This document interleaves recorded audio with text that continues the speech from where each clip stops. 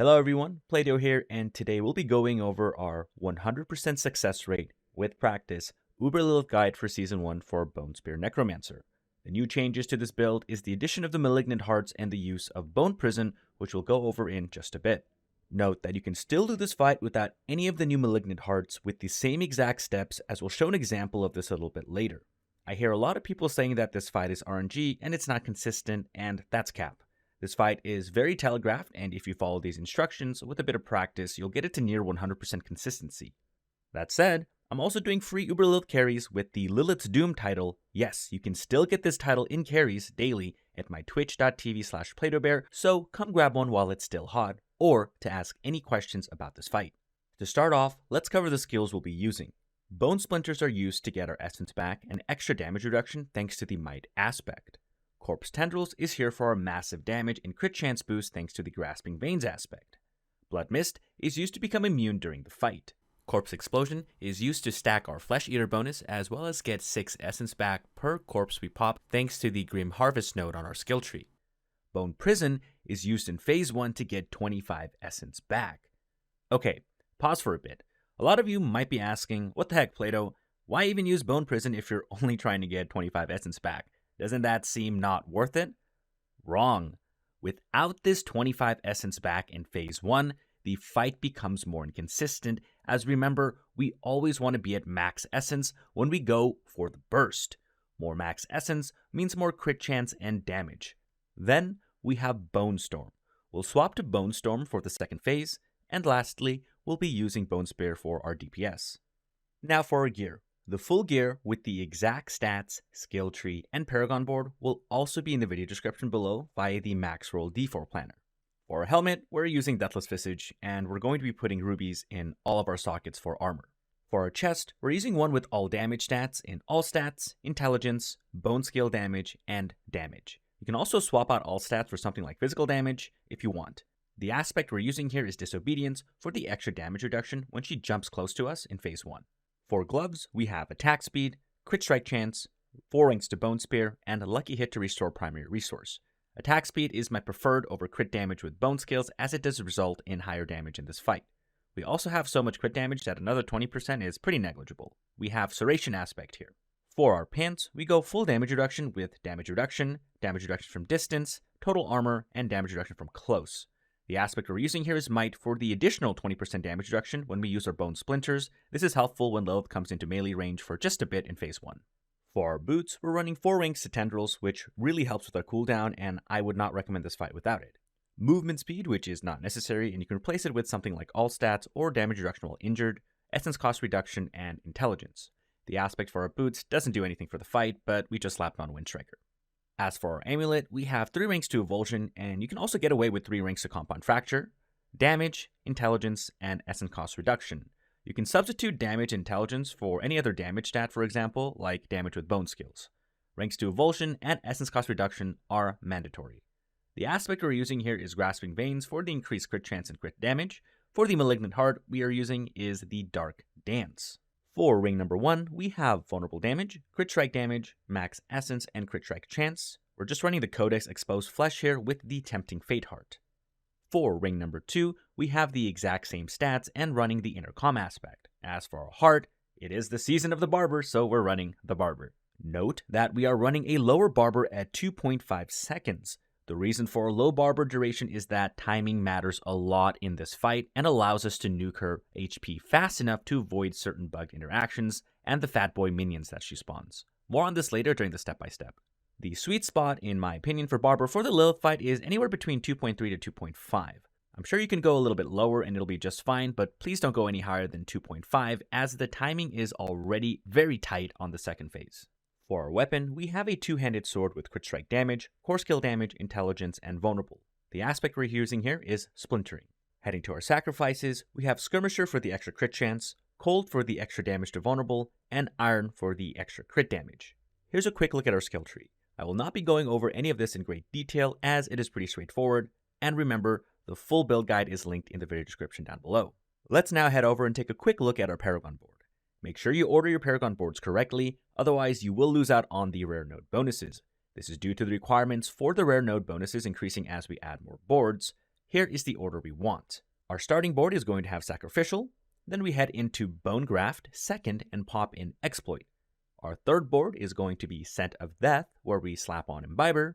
Then our fourth board is going to be Flesh Eater with Gravekeeper. And finally, our fifth board will be Bloodbath with the Essence Glyph. The most important damage buff in our Paragon board that we will need to focus on for this fight is Imbiber for the damage while healthy and Flesh Eater. When we consume 5 corpses, it grants us a 40% increased damage for 6 seconds. We'll get more into this when we go over the fight mechanics. Okay, for the moment you all been waiting for, let's go over the fight step by step for Season 1. Step 1, pop your Elixir of Resourcefulness. You 100% need this potion, as this potion gives us an extra 50 essence. Remember that more essence means more crit chance and more damage. Once we pop our Elixir, we will have 224 max essence. We also get another 24 max essence thanks to the Bone Graft legendary node in our Paragon tree. This will bring our total essence to 248 when dealing damage. Step 2, Blood Mist for its whole duration. This will drop us 3 corpses that we will be consuming right away. This brings our Flesh Eater stack to 3 out of 5. Step 3, we want to place our cursor and walk exactly to the spot I am showing you on screen. This is important as when Lilith spawns, she'll knock us back to the perfect spot we need to be in to get the most damage. I think a lot of people attempting this fight are unaware of how important your positioning is. Our positioning matters for our Bone Spears that ricochet back. Being in the right position allows our Bone Spears that ricochet back to hit Lilith's hitbox for maximum damage. Step 4, when she spawns and knocks you back, calmly throw out your Bone Spears until you see the first corpse spawn. Do not spam your Bone Spear here. We also want to never move and just stand still for the intercom bonus for the increase in damage. Step 5, once you see the first corpse spawn, pop your Tendrils for a damage increase and fire 4 Bone Spears. The amount of Bone Spears you fire here might depend slightly on your gear and damage output. After firing your Bone Spears, turn around and Bone Prison the Blood Blister that spawns while firing another Bone Spear to kill the blister. This will generally bring her HP to either half or just below the first arrow bar. This is important as when she reaches this HP threshold, she will begin the second part of Phase 1 where she flies up. Now, before she flies up for the Sky phase, Lilith will spawn behind you or close to you after you deal the initial damage. Please also be spamming your Bone Splinters at this time to get even more essence back, as we have a small window here to get to max essence for the second part of Phase 1. Step 6. Once she starts her flying to the sky animation, consume the corpse that we got from killing the Blood Blister. This is going to be corpse 4 out of 5 for a Flesh Eater bonus. Step 7. As Lilith is falling down from the sky, time your Tendrils to get our Grasping Veins bonus and pop our 5th corpse for the Flesh Eater bonus. The timing here might take you a bit of practice to get down, but it's not hard at all. Remember to always Tendrils before consuming the corpse, and make sure you are also above 85% HP before she falls down, as we get a lot of damage while healthy from our Paragon board. Honestly, I recommend always popping your health potions for this fight to always stay at full HP. Step 8. Once you pop your Tendrils and consume the corpse, fire your Bone Spears right away. You'll probably have to mess around a little bit with how many Bone Spears it'll take to pop her close to or 1 HP. You can always play it safe and spam until you see her pop, but this does hurt our essence a bit. Quick PSA, if you ever wondered why you're seeing 2 of the fat minions in this phase, that's because Lilith has 2 minion phases gated by her health before she starts her minion spawn animation. If you do not get her to below or around 40% of her HP before she finishes her minion spawn animation, you'll always get the fat boys, and nobody wants that. This isn't a problem for us, as we'll get her to 1 HP every time. Step 9. Now that she's at 1 HP, before finishing the spawn animation, she will always spawn the 3 winged dudes and fly back up. We will need to kill all of the minions she spawns here before she comes back down. If the minions are not dead by the time she drops back down, she will go back up to the sky again and do her one-shot mechanics. Remember to keep spamming your potions while killing the spawn minions to stay healthy. Usually, 4 to 5 Bone Spears will do the trick. Step 10. Blood Mist before she comes back down to become immune and start the transition to Phase 2. Step 11. During how the fight went before this point will either be around 30 to 60% essence and maybe 80% plus if we got a bit lucky with our exposed flesh / lucky hit to restore from our gloves.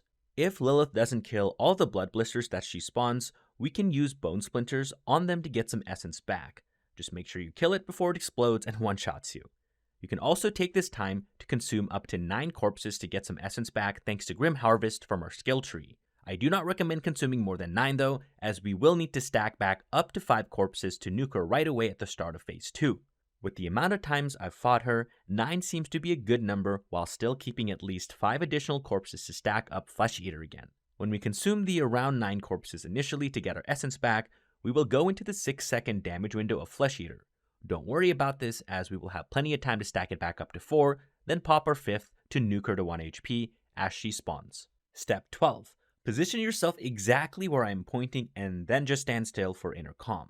Remember, our positioning matters for maximum damage. This is also where we swap Bone Prison to Bone Storm. You technically don't even need to swap, but hey, 20% crit chance is 20% crit chance. Please also remember to consume 4 corpses here so we can get ready for the damage nuke. Step 13. As soon as she is forming half of her second wing, pop your Bone Storm for the increased crit chance, then pop your tendrils near a corpse to where she is spawning, as well as consuming your 5th course for the increased damage, and then just hold right click. Thanks to our 2.5 second barber, we'll get 2 pops during this window and get her to 1 HP. Remember again to be at 85% HP or higher for the massive amount of damage while healthy we have from our Paragon tree. Step 14. If you messed up the timing and didn't get the double pops from our barber and didn't get her to 1 HP, she'll usually be sitting around half HP or a little bit under it. At this point, you can just keep spamming your bone spears while she goes through her phases on the platforms. This part is super easy, as you're basically just going from one platform to the other while waiting for those mechanics to finish. If you are low on essence at this point, just remember you can spam bone splinters to get it back and also pop any corpses you see, as we get 6 essence back per course we pop. You can also throw in some corpse tendrils here to get a little bit increased damage to get her down to 1 HP as quickly as possible. Step 15. When she's done destroying all the platforms except the middle one, just wait for her to land and throw a few bone spears, and she's dead. Here's the fight in real time.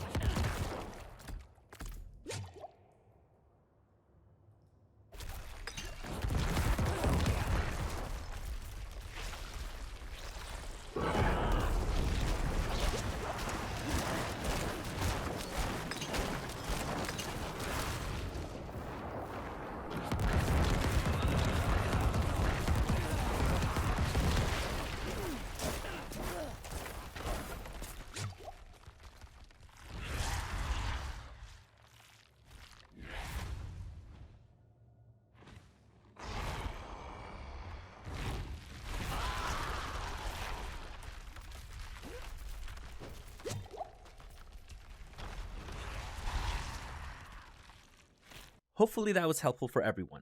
Note that there are many other ways you can save this fight if things don't go as planned as mentioned in the tutorial, but that's something you'll have to figure out yourself with practice. I've done this fight over 1,000 times, so I've seen it all. That's it for this one, everybody. Make sure to hit that sub button and turn those notifications on if you enjoyed this tutorial. I'd also appreciate a follow on my Twitch at twitch.tv/PlatoBear, as we are always doing those free UberEats carries with the titles included. Until the next one, peace.